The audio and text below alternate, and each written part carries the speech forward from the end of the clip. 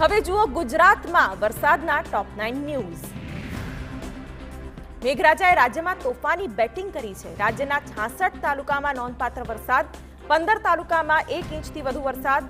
સૌરાષ્ટ્ર ઉત્તર ગુજરાતના જિલ્લાઓમાં વરસાદ વરસ્યો છે। સૌથી વધુ ગીર સોમનાથના કોડીનારમાં 4 કલાકમાં 3 ઇંચથી વધુ વરસાદ વરસ્યો, તો જૂનાગઢમાં 4 કલાકમાં 3 ઇંચ વરસાદ, મોરબીના ટંકારા અને રાજકોટના ગોંડલમાં 3.25 ઇંચ વરસાદ વરસ્યો।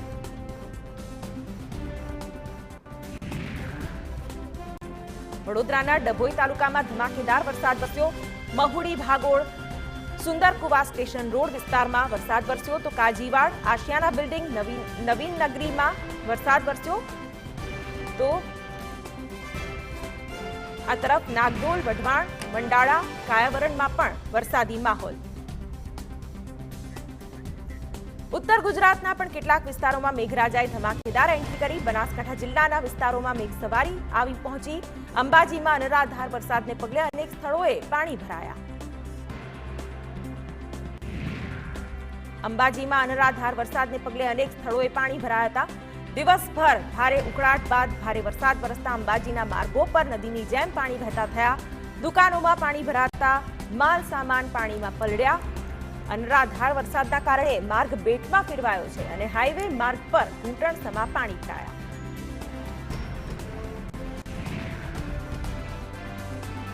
તો બનાસકાંઠા જિલ્લાના દાંતા તાલુકામાં પણ મેઘરાજાએ ધમાકેદાર બેટિંગ કરી। દાંતામાં 1 ઇંચ વરસાદ ખાબકતા અનેક વિસ્તારોમાં પાણી ભરાયા। ભારે વરસાદના લીધે જળબંબાકાર જેવી સ્થિતિ જોવા મળી। ધોધમાર વરસાદ વરસતા અનેક વિસ્તારોમાં પાણીનો ભરાવો પણ જોવા મળ્યો, જ્યારે ખાડિયા વિસ્તારમાં લોકોના ઘરોમાં પાણી ઘૂસ્યા। સુરત જિલ્લામાં પણ વરસાદી માહોલ જામ્યો છે। ઓલપાડ તાલુકામાં ગાજવીજ સાથે ધોધમાર વરસાદ વરસ્યો છે। 2 દિવસના વિરામ બાદ ફરી વરસાદ ખાબક્યો। ગ્રામ્ય વિસ્તારોમાં વરસાદ વરસી રહ્યો છે। વરસાદ વરસતા નોકરિયાત વર્ગને હાલાકી ભોગવવાનો વારો આવ્યો। સુરત શહેરમાં પણ વિરામ બાદ વરસાદે ફરી પધરામણી કરી છે। શહેરના મોટાભાગના વિસ્તારોમાં વરસાદ વરસ્યો છે। કતારગામ, લાલ દરવાજા, વરાછા સહિતના વિસ્તારોમાં વરસાદ વરસ્યો। બપોર બાદ વરસાદના પગલે વાતાવરણમાં થોડી ઠંડક પ્રસરતા શહેરીજનોએ રાહત અનુભવી હતી। બપોર બાદ સુરત શહેરનું આકાશ કાળા ડિબાંગ વાદળોથી ઘેરાઈ ગયું। રાજ્યમાં આગામી 4 દિવસ સાર્વત્રિક વરસાદી માહોલ રહેશે। હવામાન વિભાગે આગાહી કરી છે કે મધ્ય ગુજરાતમાં સાયક્લોનિક સર્ક્યુલેશન સિસ્ટમ સક્રિય થઈ છે। 4 દિવસ ભારે વરસાદની આગાહી કરવામાં આવી છે। માછીમારોને દરિયો ન ખેડવા સૂચના આપવામાં આવી છે। દરિયાઈ વિસ્તારમાં 35 થી 45 કિલોમીટરની ઝડપે પવન ફૂંકાઈ શકે છે।